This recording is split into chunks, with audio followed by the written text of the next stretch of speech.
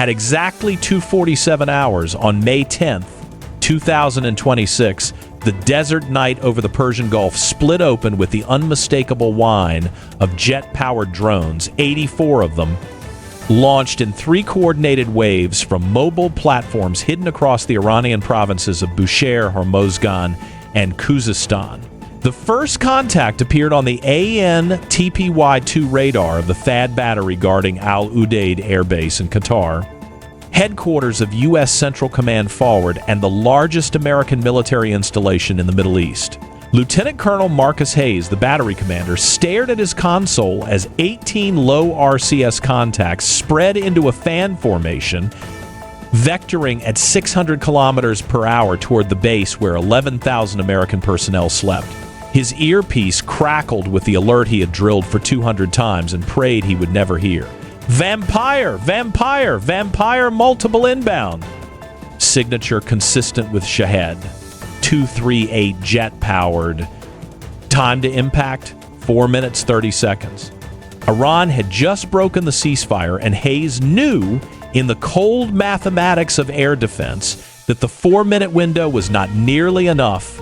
But Hayes was looking at the wrong threat, because 73 nautical miles to the east, over the Strait of Hormuz, a second wave of 40 Shahed 238S was running at wave-top altitude, GPS jammers active, vectoring toward Al-Dhafra Air Base in the UAE, home to the F-22 Raptors and KC-46 Pegasus tankers that had sustained U.S. air operations against Iran for 10 weeks. And 480 kilometers to the northwest, the third wave was already 6 minutes from Ali Al-Salem Air Base in Kuwait. This was not retaliation. This was Operation Zarbat al-Sukr, the Hawks strike 6 months of IRGC planning compressed into a single 3 1-minute window. Tehran had bet everything on one calculation, that the Trump administration, 3 times extending an indefinite ceasefire, exhausted and frustrated, would not retaliate hard enough to spark all-out war if Iran could only land its strike fast enough, hard enough, and on enough targets simultaneously to redefine the strategic balance overnight. The Patriot PAC-3 batteries ringing, Al-Udeid opened fire at 2 hours, 49 minutes, and 14 seconds. 8 interceptors lofted in the first salvo. MIM-104 F missiles streaking up at Mach 4.1. Their hit-to-kill kinetic warheads slamming into the lead Shahed 238s in flashes that lit the Qatari night like lightning. 12 drones killed in the first 90 seconds. But the swarm had been designed for attrition. The third Shahed, 238 inches, the second sub-flight, detonated mid-air on command, not because it was hit, but because it was supposed to. It was a flying chaff dispenser ejecting 60 kilograms of metallic foil that bloomed across the Patriot radar return and forced the AN MPQ-65 to drop tracks on 7 real threats. 3 Shahed 238 slipped through. 1 impacted the southern perimeter of Al-Udeid, gouging a 1.4-meter crater and igniting a fuel bowser. The second slammed a parked C-17 Globemaster, destroying the aircraft and killing 2 Air Force ground crew. The third, the one Tehran wanted on global television, detonated in the parking area of the CENTCOM Forward Operations Building. 11 Americans wounded. The first U.S. military casualties of the broken ceasefire were now official, and the clock on Washington's response had just started.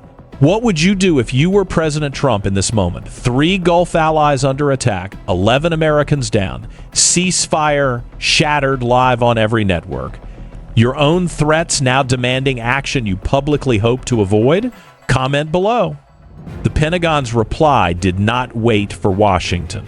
Aboard USS Gerald R. Ford, CVN, 7-8, holding station 180 nautical miles southeast of Doha, Strike Group Commander Vice Admiral Sarah Whitman read the satellite feed and made the call. Her predecessors had spent 10 weeks avoiding 2 F-35C Lightning IIs from VFA, 9-7 Warhawks, already airborne on combat air patrol, went afterburner southeast and ran in at Mach 2.3 with mixed loads of AGM-158B JASSM-ER and Stormbreaker GBU-53S. 4F-A 18F Super Hornets from VFA 87 launched from the Ford's catapults in under 6 minutes, carrying AGM-88G AARGM-ER anti-radiation missiles. The preloaded target package, codenamed Prometheus 3, approved by CENTCOM 3 weeks earlier for exactly this contingency, listed 6 Iranian sites: the Bandar Abbas IRGC Aerospace Force command bunker, 2 Shahed 238 launch sites in Bushehr, a Karrar drone assembly facility in Khuzestan, the IRGC Navy command pier at Larak Island, and the Taybaz underground UAV storage complex. But the real threat was already in the water. At 2:53, 4 Iranian Karrar suicide drones in anti-ship sea-skim configuration, launched from a converted civilian cargo vessel off the coast of Jask, dropped to 15 meters above the Gulf and lit afterburners. Their target was not the Ford. Their target was the Ford's escort cruiser, USS Vella Gulf, because Tehran knew that crippling the cruiser would blind the carrier's outer air defense ring. The Karrars carried 2 50-kilogram shaped charges and were running on inertial guidance immune to GPS jamming. The Vella Gulf's AN/SPY-1B radar detected them at 14 nautical miles. Time to impact, 98 seconds. 2 RIM 174 SM-6 missiles launched in vertical salvo. The first Karrar disintegrated at 6 nautical miles. The second Karrar, and this was the moment Tehran's planners had built 6 months around, executed a programmed terminal climb, then dove vertically through the Vella Gulf CIWS cone of fire, exploiting the precise blind spot above the Phalanx 20mm radar elevation limit. The Vella Gulf's portside bridge wing took a direct hit, 8 sailors killed. The cruiser listed 7 degrees, but kept fighting. It was the Vella Gulf's death, the death she refused to accept, that broke Tehran's bet.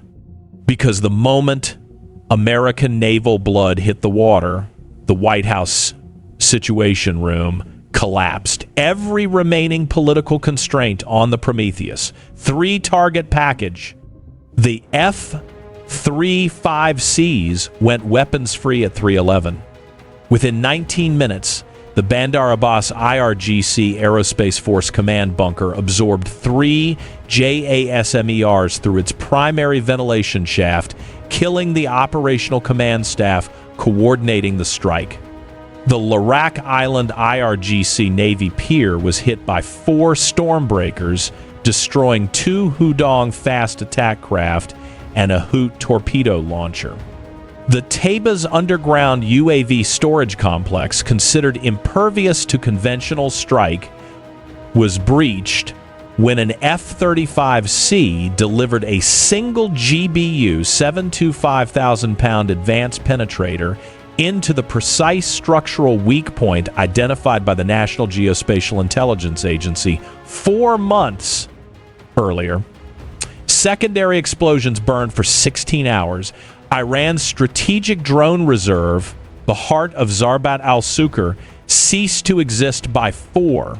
But the most important strike was the one nobody saw. At 3:23, a single B-21 Raider operating from an undisclosed forward base, its first publicly verified combat sortie, released 2 AGM-18, 1 long-range standoff missiles toward a target that did not appear on any Iranian threat list. The target was a hardened communications node 40 meters beneath Mount Karaj, north of Tehran, the bunker through which IRGC Commander Mohammad Bagheri had personally authorized the May 10 strike 8 hours earlier. The AGM-181S arrived at 3:41 with no warning, no radar painting, no detection. Bagheri survived. 3 IRGC general officers in his command staff did not. The strike was never officially acknowledged. Iranian state television will deny it for as long as the Islamic Republic exists. But every IRGC commander in Iran went home that night knowing the United States had just demonstrated in 54 minutes that it could find, fix, and kill any one of them, anywhere, anytime, without ever being seen. By 4:18, the engagement was over. American damage: USS Vella Gulf damaged but afloat, currently steaming for Jebel Ali under her own power. 1 C-17 destroyed at Al-Udeid. 11 wounded, 12 killed across all theaters. Iranian damage: 58 of 84 drones expended, the IRGC Aerospace Force command bunker destroyed, the strategic drone reserve eliminated, 3 IRGC general officers dead, the entire Prometheus 3-target package executed in 67 minutes. The ceasefire is technically still in force. Neither side has officially acknowledged the broader exchange. Brent crude opened in Asia, trading up 18%. The Strait of Hormuz remains closed to civilian traffic. The Iranian Foreign Ministry has demanded an emergency UN Security Council session. The White House has not yet held a press conference, but the message has already been sent. The next time Tehran calculates that American restraint is American weakness, the calculation will include this morning. Because at 2:47 on May 10, the Iranian Revolutionary Guard discovered what the Russian Black Sea Fleet, the Chinese Coast Guard, and the Venezuelan Presidential Guard learned before them. The United States does not blink. The rules of the global order are not written by the side that strikes first. They are written by the side that can finish it. The Gulf is calm again, for now.